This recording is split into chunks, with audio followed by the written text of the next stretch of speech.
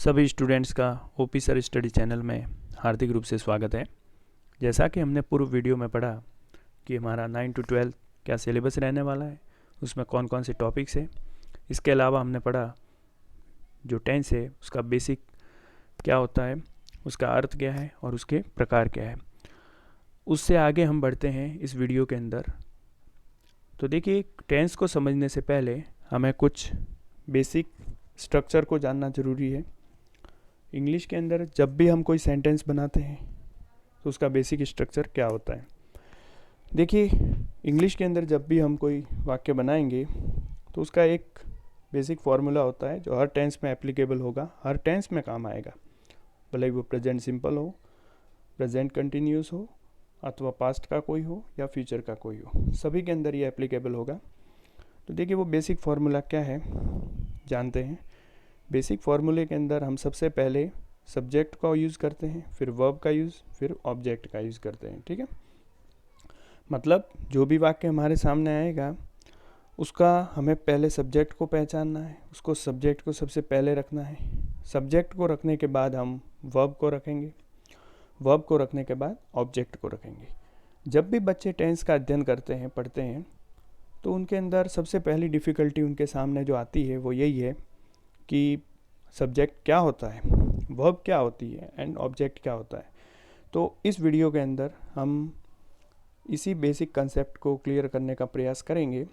तो देखिए, सबसे पहले हम समझते हैं सब्जेक्ट को। सब्जेक्ट क्या होता है। तो सब्जेक्ट का वर्बल मीनिंग, शाब्दिक अर्थ जो होता है वो होता है कर्ता। क्या होता है? कर्ता। ठीक है, कर्ता का मतलब है कार्य को करने वाला। कार्य को करने वाला, वाक्य के अंदर जो भी कार्य को करने वाला है उसे हम कर्ता कहते हैं। कर्ता या तो नाउन हो सकता है या प्रोनाउन हो सकता है। नाउन क्या होती है? नाउन यानी कि किसी का नाम। ठीक है, कोई भी नाम हो सकता है, चाहे व्यक्ति का नाम हो सकता है, वस्तु का, स्थान का, भाव का, अथवा इस संसार की किसी भी वस्तु का नाम हो सकता है। इसके अलावा प्रोनाउन हो सकता है। ठीक है, प्रोनाउन यानी सर्वनाम। अब देखिए, सब्जेक्ट की जो डेफिनेशन है उसको देख लेते हैं। Doer of verb in any sentence is called a subject. किसी वाक्य में क्रिया को करने वाला व्यक्ति अथवा अन्य सब्जेक्ट कहलाता है। उदाहरण के रूप में समझते हैं, जैसे राम इट्स मैंगो। तो देखिए, राम आम खाता है।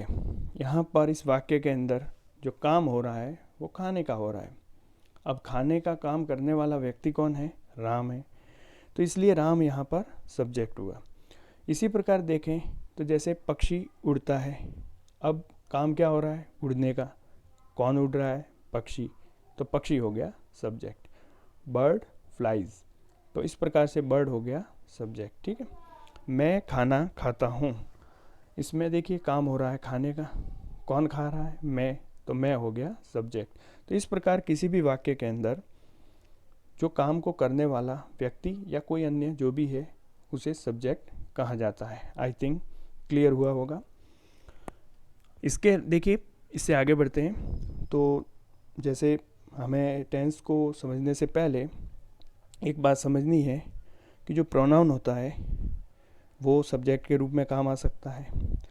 तो कौन कौन से ऐसे मेनली प्रोनाउन हैं और उनके पर्सन क्या है उसको हम समझते हैं। देखिए, यहाँ पर ये जो टेबल बना हुआ है आपके सामने, इसको आपको अच्छे से याद रखना है क्योंकि टेंस के अंदर ये हमें काम आने वाला है। तो देखिए, 3 पर्सन होते हैं, first person, second person and third person. ठीक है, फर्स्ट पर्सन प्रोनाउन कौन से हैं? आई और we. Second person you and you, मतलब यू का प्रयोग सिंगुलर में भी होता है, एक वचन में भी होता है और बहुवचन में भी होता है। थर्ड पर्सन प्रोनाउन है ही, शी, इट और दे। तो इस प्रकार से हमें अच्छे से हमको याद होना चाहिए कि फर्स्ट पर्सन प्रोनाउन कौन से हैं, तो आई और we, second person you and third person he, she, it और दे। इस वीडियो को आप पॉज करके इस टेबल को देख सकते हैं, इसके क्या अर्थ होते हैं इनको ध्यानपूर्वक देख सकते हैं। ठीक है, तो ये हमारे सब्जेक्ट के रूप में काम आ सकते हैं। तो इस प्रकार सब्जेक्ट के रूप में नाउन भी हो सकता है और प्रोनाउन भी हो सकता है। ठीक है, अब देखिए आगे बढ़ते हैं। वर्ब क्या होता है? तो देखिए, वर्ब का शाब्दिक अर्थ है क्रिया। वाक्य में होने वाले कार्य को या किसी व्यक्ति द्वारा किए जाने वाले कार्य को वर्ब यानी कि क्रिया कहा जाता है। सीधे शब्दों में बात करें, सरल शब्दों में बात करें तो वाक्य के अंदर जो भी काम होता हुआ नजर आए, क्या काम हो रहा है, वो ही क्रिया होता है। उदाहरण के लिए देखिए यहाँ पर 2 उदाहरण दिए हैं, जैसे ही गोज़ टू स्कूल, वह स्कूल जाता है। अब यहाँ पर काम क्या हो रहा है, काम हो रहा है स्कूल जाने का, मतलब जाने का काम हो रहा है। तो जाने का हो रहा है तो गो हो गई वर्ब, क्रिया। दूसरा वाक्य देखेंगे, Rakesh and Suresh play football. Rakesh और सुरेश फुटबॉल खेलते हैं, काम क्या हो रहा है, खेलने का, प्ले। प्ले क्या काम हो रहा है, खेलने का, तो प्ले हो गई वर्ब। तो इस प्रकार वाक्य के अंदर जो भी कार्य हो उसके लिए जो शब्द आए उसे हम वर्ब के रूप में यूज़ करेंगे, वही वर्ब होता है। अब देखिए फॉर्म्स ऑफ वर्ब, जनरली यह माना जाता है कि क्रिया के 3 रूप होते हैं, 3 फॉर्म होते हैं, first form, second form and third form. लेकिन क्रिया के कुल 5 रूप होते हैं। देखिए first form, second form, third form, fourth form and fifth form. देखिए इट के उदाहरण से हम समझते हैं, एक वर्ब लेते हैं इट, हमारे सामने एक वर्ब है इट। इट का फर्स्ट फॉर्म है इट, सेकंड फॉर्म है एट, थर्ड फॉर्म है इटन। ठीक है, तो ये तो लगभग स्टूडेंट्स सभी जानते ही होंगे, और नहीं जानते हैं तो जान गए होंगे। अब देखिए फोर्थ फॉर्म क्या होता है, ये हमें जानना बहुत इंपॉर्टेंट है। जब भी हम क्रिया की फर्स्ट फॉर्म के पीछे ing का प्रयोग करते हैं, क्रिया की फर्स्ट फॉर्म के पीछे किसका प्रयोग करते हैं हम, ing का, तो बन जाती है फोर्थ फॉर्म। इस बात का ध्यान रखिएगा, ठीक है। इसके अलावा जो फिफ्थ फॉर्म है, क्रिया की फर्स्ट फॉर्म के पीछे जब हम s या es का प्रयोग करते हैं तब वो बन जाती है क्रिया की 5वीं फॉर्म, फिफ्थ फॉर्म, 5वां रूप, ठीक है। तो इस प्रकार ing लगाने से 4था रूप बनता है क्रिया का, और es लगाने से 5वां रूप बनता है। तो ये थोड़ा ध्यान रखिएगा। उसके बाद देखिए हमारे सामने जो ऑब्जेक्ट है, ऑब्जेक्ट का शाब्दिक अर्थ है कर्म, ये भी नाउन या प्रोनाउन हो सकता है। अब देखिए क्या होता है, वाक्य के अंदर जो वर्ब होती है, अब वर्ब जो मेन वर्ब होती है वो 2 तरह की होती है। एक ट्रांसिटिव वर्ब होती है जिसे सकर्मक क्रिया कहते हैं, एक इनट्रांसिटिव वर्ब होती है जिसे अकर्मक क्रिया कहते हैं। तो इनट्रांसिटिव वर्ब के पीछे तो ऑब्जेक्ट की जरूरत ही नहीं होती, परंतु जो ट्रांसिटिव वर्ब होती है, सकर्मक क्रिया होती है, उसके अर्थ को पूरा करने के लिए ऑब्जेक्ट की आवश्यकता होती है। तो ऑब्जेक्ट क्या होता है, देखिए वाक्य में ट्रांजिटिव वर्ब के अर्थ को पूर्णता प्रदान करने के लिए जिसका यूज़ हो वो ऑब्जेक्ट होता है।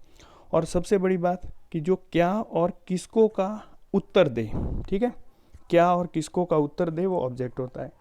अब देखिए उदाहरण द्वारा समझते हैं इसको। पहला उदाहरण है शी सिंग्स सॉन्ग, वह गीत गाती है। अब काम क्या हो रहा है, गाने का, तो गाना हो गई, सिंग हो गई वर्ब, कौन गा रहा है, शी, तो शी हो गया सब्जेक्ट। अब क्या गा रहा है, प्रश्न उठा क्या गा रहा है, तो क्या सॉन्ग, तो ऑब्जेक्ट हो गया सॉन्ग। इसी प्रकार हरी राइट्स लेटर, हरी पत्र लिखता है। अब क्रिया है लिखना, क्या लिख रहा है, प्रश्न उठा तो लेटर, लेटर हो गया ऑब्जेक्ट। इसी प्रकार आई ईट मैंगो, मैं आम खाता हूँ, क्रिया हो गई खाना, क्या खा रहे हो, मैंगो, ठीक है। इस प्रकार मैंगो हो गया ऑब्जेक्ट। चौथा उदाहरण, they give him a book, वे उसे एक किताब देते हैं। अब क्या देते हैं, तो बुक, बुक हो गया ऑब्जेक्ट। किसको देते हैं, तो हिम, उसको, तो ये दोनों हो गए ऑब्जेक्ट। तो इस प्रकार से हमने जाना सब्जेक्ट क्या होता है, जो वाक्य के अंदर जो भी कार्य को करने वाला है वो सब्जेक्ट है, जो काम हो रहा है वो वर्ब है, और जो वर्ब की सहायता करे और वो ऑब्जेक्ट होता है। अब सीधे शब्दों में समझे तो पहले हमें क्या करना है, वाक्य के अंदर वर्ब को पहचानना है, सब्जेक्ट को पहचानना है, और जो बाकी बच जाए वो ऑब्जेक्ट होता है। अब इसमें देखिए ऑब्जेक्ट के अपने सामने 2 भेद होते हैं। ये थोड़ा इंट्रोडक्शन है ऑब्जेक्ट का, थोड़ा ध्यान दीजिएगा। ऑब्जेक्ट भी 2 तरह के होते हैं, एक डायरेक्ट ऑब्जेक्ट है, एक इनडायरेक्ट ऑब्जेक्ट है, ठीक है। अब देखिए इसमें क्या होता है, डायरेक्ट ऑब्जेक्ट क्या होता है, जो निर्जीव होता है उसे हम डायरेक्ट ऑब्जेक्ट कहते हैं, जो सजीव होता है वो इनडायरेक्ट होता है। जैसे उदाहरण से द्वारा समझते हैं कि he gives me a pen.